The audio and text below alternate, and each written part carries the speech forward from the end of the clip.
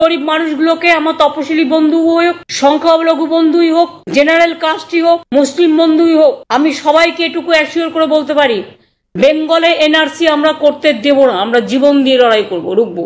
2 বেঙ্গলে detention camp আমরা করতে দেব না। যে মতুয়া বন্ধুদের বলেছিল সিটিজেনশিপ রাইট দেবে, তাদের আজকে ফরেনার করে ডিক্লেয়ার করে দিচ্ছে। এটা তাদের অপমান করা নয়, নমশুদ্ধদের করছে, সব জেলায় হচ্ছে এটা। তাই পরিষ্কার আমরা বলছি, গরিব মানুষের যে অধিকার তারা পাচ্ছিলেন, সেই অধিকার থেকে যে তারা যাতে বঞ্চিত না হন, আমরা একটা ওয়েব পোর্টাল স্টার্ট করছি, যেটা সরাসরি মুখ্যমন্ত্রীকে জানাবে যদি যার যার নাম কাটা হয়েছে।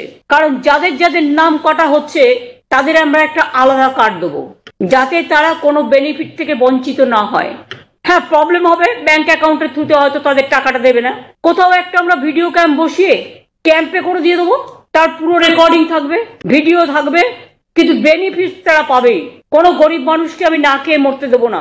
আমরা একটা পোর্টাল তৈরি করেছি, Aadhaar grievance portal of government of West Bengal will start from tomorrow. Aadhaar সমস্যার portal of government of West Bengal will start from tomorrow.